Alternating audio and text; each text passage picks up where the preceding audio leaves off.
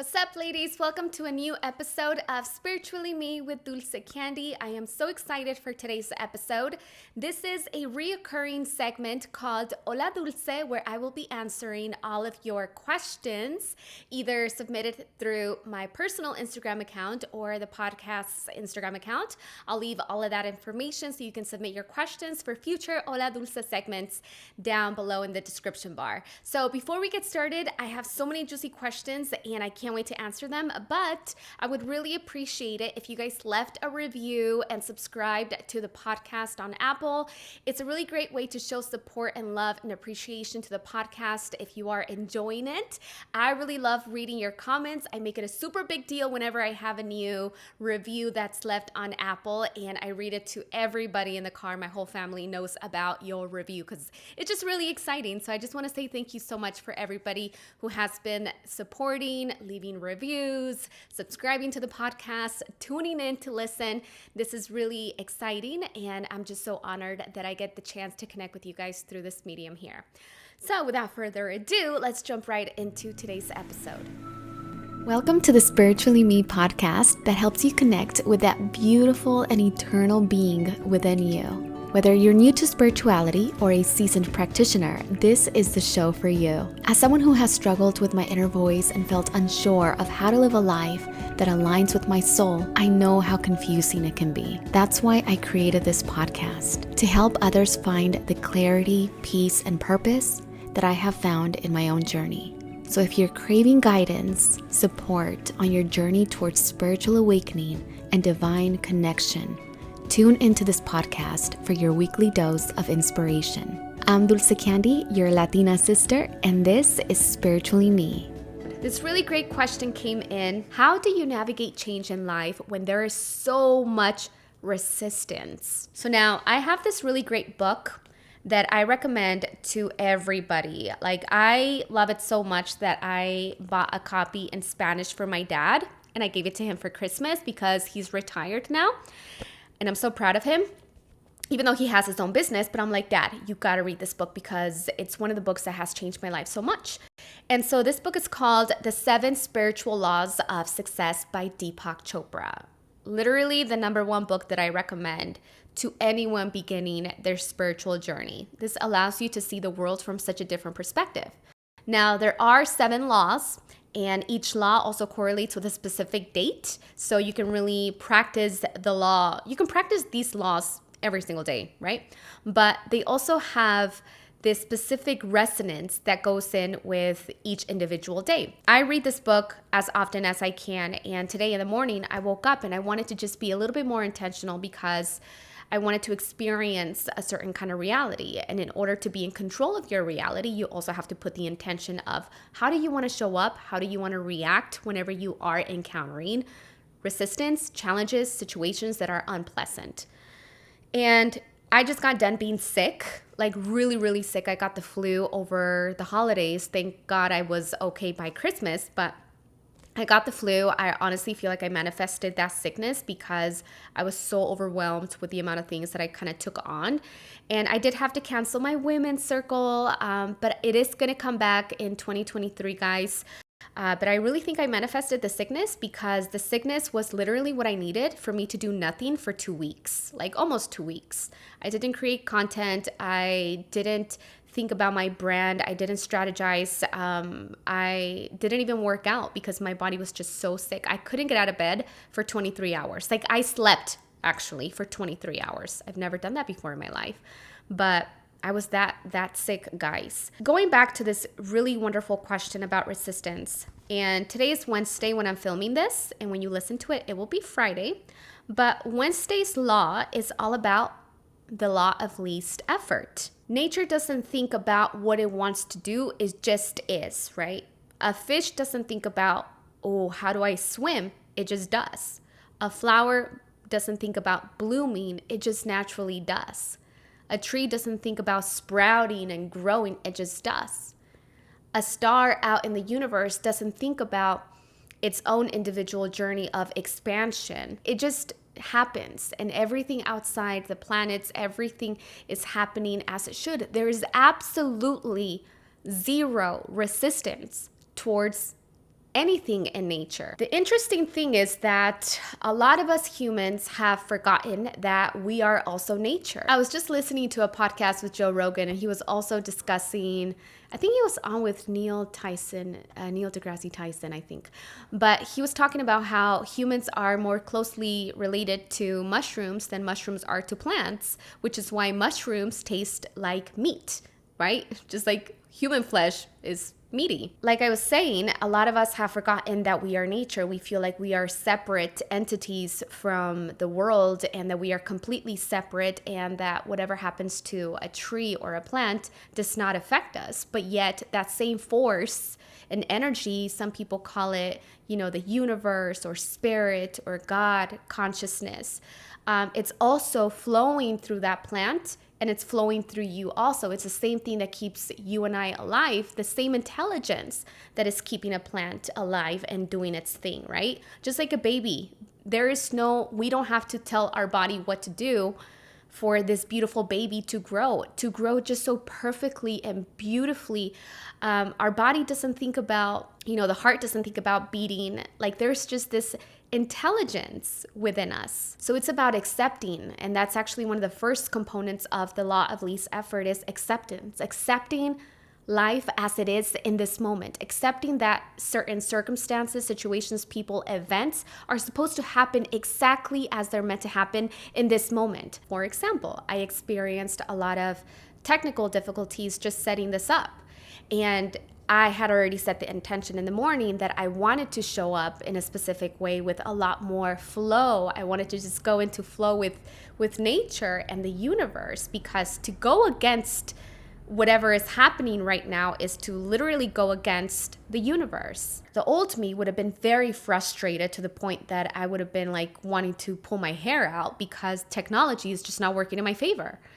But because I had set that intention, I was like, oh, okay, so this light that is not turning on that I need it to be on, it's not working because it's meant not to work at this moment. It's just what it is. Once you accept that life is as it should be, now you move into the second component, which is responsibility, taking responsibility for what is happening. That allows you to be very creative about what's happening around your environment with whatever situation takes place. So taking this experience with the technology, for example, now I learned that I need to be better prepared with the lighting. I need to check it the night before. I should probably set all of this up the night before so I'm not struggling the day of when it comes to filming. I should make sure that my equipment is up to date. If it's not, I should probably order some right now so that the next day that I'm filming, I have everything that I need. So now I have a learning lesson, and I learned that I also need to be more organized and respectful with my equipment. And even saying, I accept whatever happens, I accept whatever situation, I accept my life for how it is right now. I accept it. It's supposed to happen this way. It's supposed to be this way. Deepak Chopra says responsibility means not blaming anyone or anything for your situation, including yourself. Including yourself. That was the big one for me, because we blame ourselves for what happens sometimes. I feel like, I don't know about you guys, but for me, I'm very hard on myself, and I am working on that. But I'm very hard on myself. I never give myself grace. I never pat myself in the back. I never feel like what I do is enough. Or, it's a really big thing that I'm struggling with, especially even when I was sick. I felt guilty for being sick and being in bed for 23 hours. I felt like, why am I not strategizing? Why am I not, thinking and creating and working on my business? Because there's so many things that I want to accomplish. Why am I sick? When in reality, I feel like my sickness was a blessing because it allowed me to actually take the break that I deserved. The third component of the law of least effort is defenselessness, which means that your awareness is established in defenselessness and you have relinquished the need to convince or persuade others in your point of view. So before I go into the very last component of the law of least effort, which is being defenselessness, I am going to be starting to add these kind of new little nuggets of inspiration towards the end of every podcast episode if I do get like a divine download. And these are just going to be moments of inspiration where I had kind of like an epiphany, an aha moment, a paradigm shift, and I just saw the world in a different way, and it just really made a lot of sense for me. So this is a really exciting way because I learn things all the time, and I'm always super excited to share all the things that I'm learning. So moving forward, we're also going to have this little segment at the end where I will be dropping my little nuggets of inspiration, okay? Something that really inspired me for the week, really motivated me, and really allowed me to see the world in a different way. So this one goes hand in hand with the last component of not being defensive when it comes to defending your point of view, where you stand in life. That's such a waste of energy. And I was watching this really great interview with Michelle Obama for Revolt. She just launched her new book, which I have not read yet, but is on my to-be-read list. And she was talking with other incredible women like Kelly Rowland, Angie Martinez. She was answering the question, if they go low, do we still go high? Do we still go high when people can be very pressing and you want to feel like you want to defend yourself, right? So she said that she still has, and this is Michelle Obama, okay? She still has moments where when people come at her in a very negative way and say hurtful things towards her, her family, or her husband, and they are very public people, you can just imagine how many hateful people gravitate towards them like that also. She has her moments where she'll call up her good friend or a family member, and yeah, she will like go low and curse people out. And I love that because that is so relatable as a human. When you have a public platform, you are a leader. You are in a leadership position, and whatever you say does affect your community. So your message and your choice of words, it's very important. Even when someone attacks you online and bullies you online, even if you have to be the one to show what grace looks like, show what grace can look like. Even if I have to show you, this is what grace looks like. About a few months ago, I published some new content here on this channel, and I was very open and honest about my own spiritual journey, what I believe in, honestly, oversharing. And that's something that we'll discuss in another podcast episode about oversharing. Not everybody needs to know all these personal details, and not everybody deserves to know.